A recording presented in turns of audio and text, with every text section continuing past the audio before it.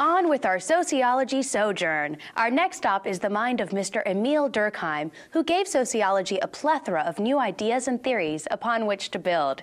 He was the question man. Durkheim had a burning desire to know what held society together.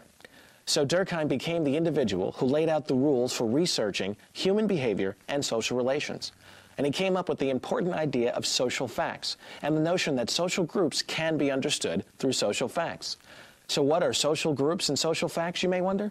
Social groups are collections of people who interact on the micro level, hold similar or related expectations about behaviors, and share a common identity. Social facts are characteristics or properties of groups that are separate from individual members. Some good examples of social facts would be rates, such as crime rates, divorce rates, or rates of drug use. Other forms of social facts are levels of solidarity within a group and the shared expectations of a group. Social facts affect the behaviors of individual members of groups. And what the heck does that mean? Well, you can think of it as kind of being like peer pressure that influences the way people act. For example, kids often behave differently with their friends than with their parents. Their behavior with their friends would be the social fact. Now, say you've got this really sweet friend who works at Liquid Smog, the coolest coffee house on this side of the East Coast. She and you are inseparable because you get along so well. But one day you visit her at Smog and find out she acts completely different in front of her coworkers. In fact, she does a total 180 on you and acts just like her coworkers, standoffish and monumentally conceited. Well, with reason, of course. Everyone knows that Smog is the slammingest place to work.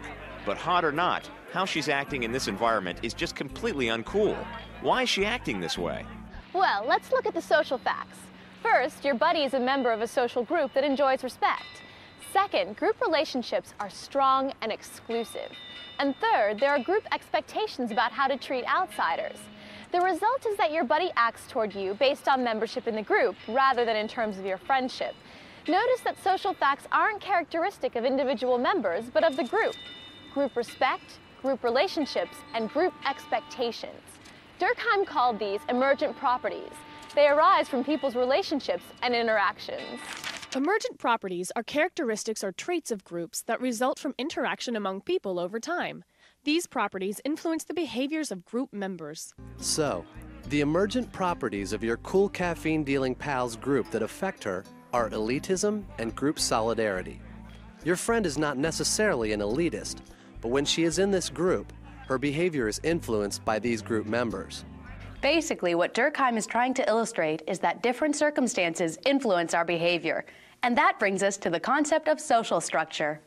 A social structure can be considered the skeleton of human relations. This structure is made up of the relatively predictable patterns of behavior in social relationships. These regularities make up the social structure. Remember, the group characteristics of elitism and solidarity were called emergent properties. The properties produce results that can be seen in the behavior of members. Your Java pal's unfriendly attitude, for example. These are called structural effects. And what are structural effects? And what do they have to do with your Smog buddy? Okay, these structural effects are variations in human behavior and relationships that result from social facts rather than from individual characteristics such as personality. They're the different ways one acts that can be explained by one's surroundings instead of by the individual. So the behaviors, like snottiness, are the structural effects of the social facts. Those social facts, elitism, and social solidarity are the emergent properties of the group of Liquid Smog workers. Your friend's attitude change is the structural effect of circumstances. And the main circumstance is that she belongs to a group with pompous ideas about working for a hotshot coffee house. Mr. Durkheim gave us one other major conception in regards to studying groups. We'll consider the special emergent property of groups, social solidarity. Social solidarity refers to the strength of the link that connects individuals within a group. Durkheim theorized that there are two types of this solidarity: mechanical solidarity and organic solidarity.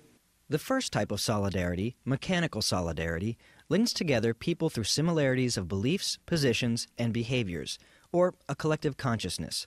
This collective consciousness is what is formed when several people maintain strong social ties and hold the same beliefs based on similar individual characteristics. For example, a small rural farming community would be an example of a strong mechanical solidarity. Groups characterized by this type of solidarity all tend to think the same about lots of things, like events, politics, values, languages, and dialects. These common characteristics bring them together. Organic solidarity. The second type of solidarity is called organic solidarity. Durkheim believed that this was more prevalent in modern societies. Basically, this type of solidarity calls for people to be united, not based on similar beliefs, but on interdependence. Organic solidarity is the linking of a social structure through differences and functional interdependence. Each part of the social structure needs all the other parts to give one another meaning. This is kind of like how the organs of a living organism work, hence organic solidarity. Each part does its own thing. And analogous to this concept, each member of a social group plays a particular role in making that group work. Think about the individuals that work on a factory floor assembly line making thingamabobs. Each person contributes to the purpose of the group, the making of thingamabobs. Without everyone doing his part, the thingamabobs would be incomplete. While each person does a different job, each is important to the thingamabob's production. However, each person may be different. They may have different interests, likes, and dislikes. In fact, these people on the assembly line may even hate each other's guts. But that doesn't matter, because each worker still needs the other to complete the thingamabobs. They're interdependent. Another example may be a sports team. Each person plays a different position, and each position counts towards the end goal of winning. But unlike mechanical solidarity, that doesn't mean that they all share the same beliefs.